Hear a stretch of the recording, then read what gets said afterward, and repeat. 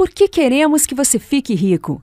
Donald e eu compartilhamos as mesmas preocupações e queremos que você fique rico. Então, quais são as nossas soluções? Como nação, nós colocamos muita fé nos políticos e burocratas. Muitos problemas de hoje não podem ser resolvidos pelo governo, porque esses problemas estão fora do alcance do poder do governo para resolver. Esta é uma verdade global. Esta complacência inclui os ricos. Muitas corporações grandes são subsidiadas pelo governo. Muitas fazendas e ranchos não sobreviveriam sem a ajuda do governo. Quando se fala em benefícios de aposentadoria, o presidente dos Estados Unidos e membros da Câmara e do Senado, todos eles esperam o pagamento da aposentadoria pelo governo. Então, quando falo em mentalidade de concessão de direitos, não estou falando apenas em pessoas pobres. Na realidade, há mais dólares do governo indo para os ricos do que para os pobres. Donald e eu acreditamos que a melhor forma de mudar as regras é primeiro conseguir o ouro. Se você tiver o ouro, então terá mais poder. Quando você tem mais poder, tem mais chance de fazer cumprir a regra dourada verdadeira, que diz o seguinte: faça aos outros o que quer que eles te façam. Hoje nós somos uma nação de devedores, simplesmente porque muitas pessoas sabem que o seu dinheiro vale cada vez menos. Então por que devemos poupar, já que poupadores são perdedores? A maioria dos americanos de classe média tem mais dinheiro em patrimônio imobiliário e contas de previdência do que dólares poupados em seus bancos. Os americanos têm uma das taxas mais baixas de poupança do mundo. Eles estão vivendo mais tempo e com menos dinheiro e menos oportunidade. Apesar de termos a tecnologia e recursos alternativos de energia para substituir o petróleo, não fizemos nada. Como nação e como mundo, sofreremos financeiramente por causa desta ganância e falta de visão. Preços de petróleo em alta criam o efeito dominó sobre os problemas anteriores. Os Estados Unidos podia emprestar o quanto precisava para resolver os nossos problemas, porque a nossa economia estava crescendo. Enquanto estávamos em crescimento, outras nações e credores estavam dispostos a emprestar dinheiro, o valor que quiséssemos. O problema com altos preços de energia é que preços altos fazem a economia contrair e não expandir.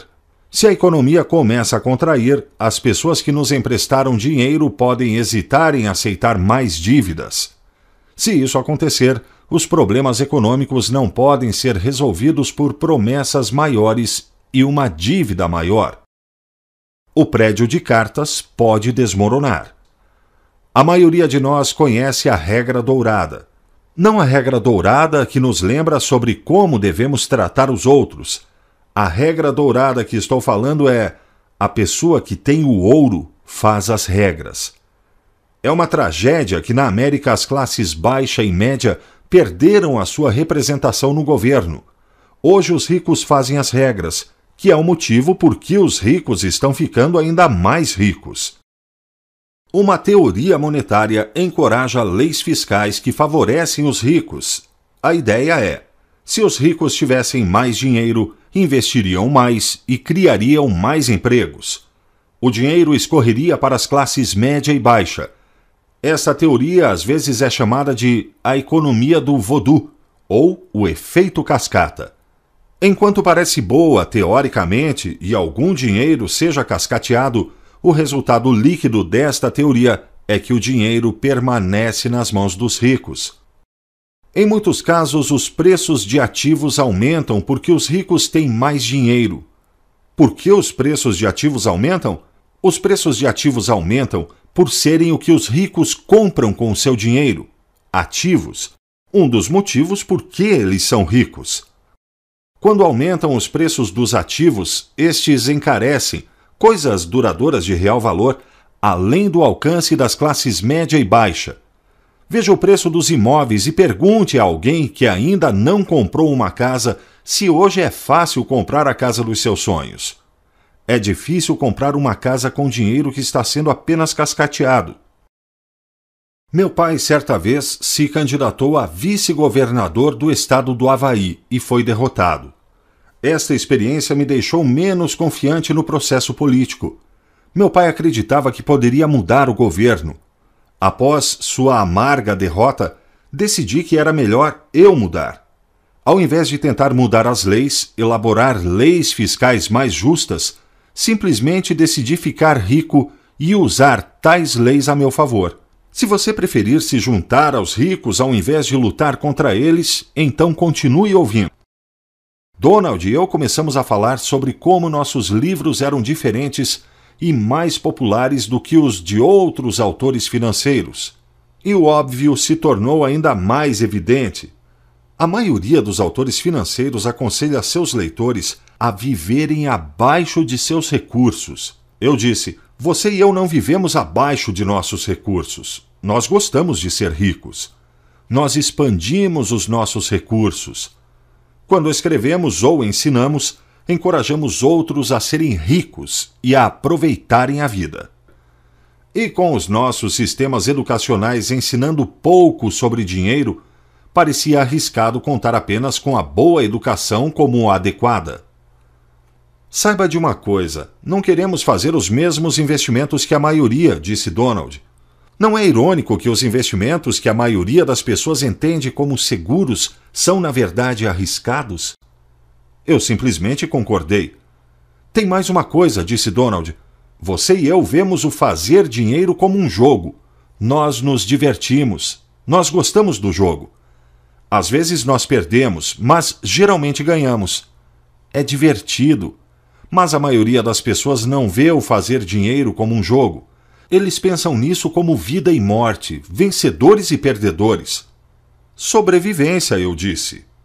Uma luta pela própria vida é o motivo pelo qual eles estão apavorados em perder dinheiro. É por isso que veem investimento como arriscado.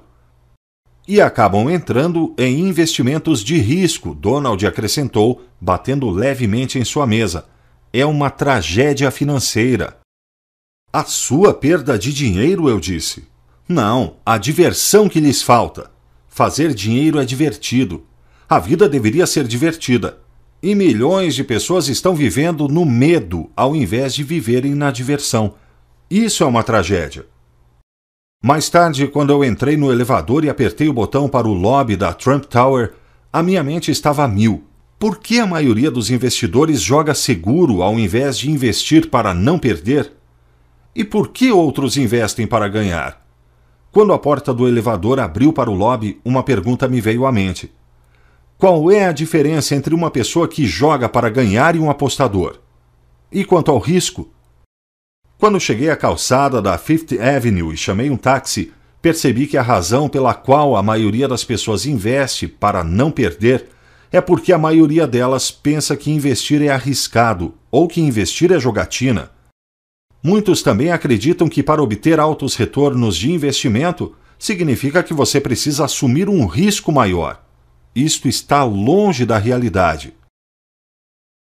Sentado no táxi, lembrei-me do princípio de dinheiro 90-10 que o meu pai rico me ensinou há muitos anos atrás e sobre o qual já escrevi em meus outros livros.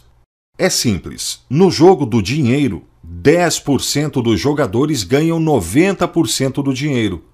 Por exemplo, no jogo de golfe, 10% de todos os jogadores profissionais ganham 90% do dinheiro, e os 90% restantes repartem os 10% remanescentes.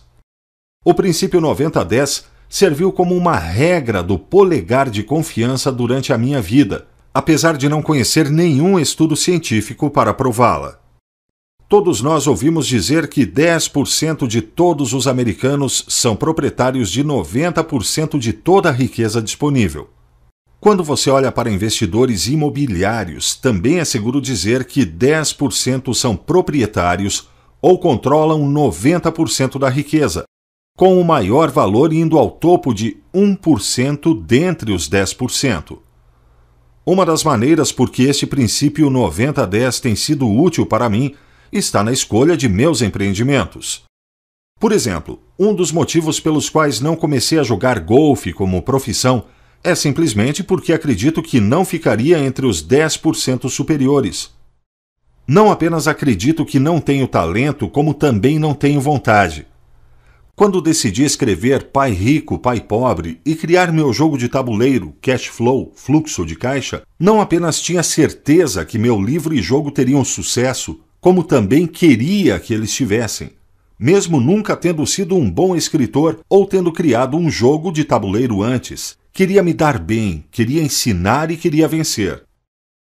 Enquanto meu táxi se encaminhava em direção ao meu hotel pela Fifth Avenue, este livro estava se tornando cada vez mais claro. Este livro seria sobre viver e curtir a vida.